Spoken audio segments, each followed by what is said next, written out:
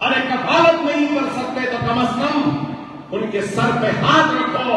الحمدللہ ہر رمضان میں اور جب بھی اسکولوں میں آتا ہوں جو یتیم یسیر ہوتا ہے پہلے ہاتھ بڑھ کر میں اس کے سر پہ ہاتھ رکھتا ہوں. یہ اللہ کی ایک بہت بڑی میرے لیے نوازش ہے. کہوں گا اللہ کی عطا ہے کہ اللہ نے مجھے یہ موقع دیا کہ اپنے اسکولوں کے ذریعے یتیموں کے سر پر ہاتھ رکھنا.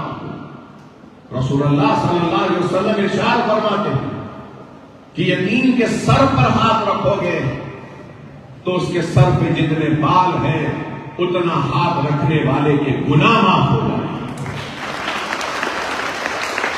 اور یتیم کی کفالت کرنے والا کیسا جائے گا؟ ایسا جائے گا.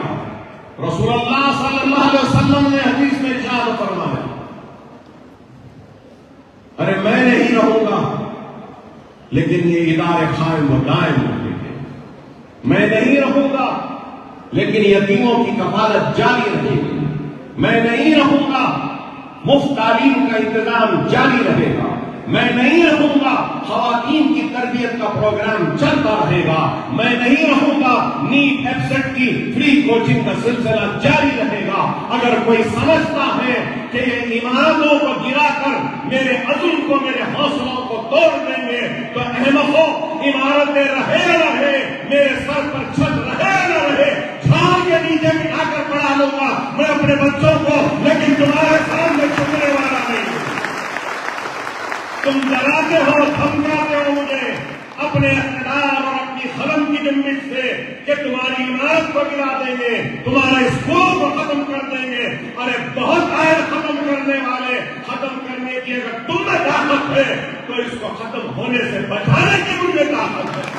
ہماری دعاؤں میں طاقت ہے. ڈرنے گھبرانے والے کا نام اکبر الدین اویسی نہیں ہے. نہ جیل کی سلاخوں سے ڈرا ہے, نہ ہتکڑیوں سے ڈرا ہے, نہ گولیوں سے مرا ہے, نہ تلواروں سے مرا ہے.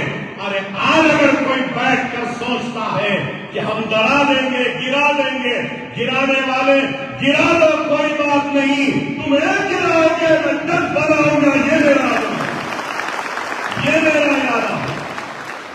ڈرنے اور گھبرانے والوں میں سے نہیں. میں نے کوئی بے ایمانی نہیں کی, کوئی دھوکہ نہیں دیا.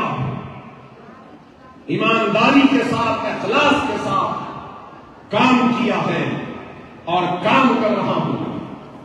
لیکن آج ان کو یہ کام برا دکھتا ہے. ایچ نیوز کے یوٹیوب چینل کو سبسکرائب کریں اور بیل آئیکن کو دبانا نہ بھولیں تاکہ آپ کو ہر نئی آنے والی ویڈیو کا نوٹیفیکیشن بر وقت مل سکے.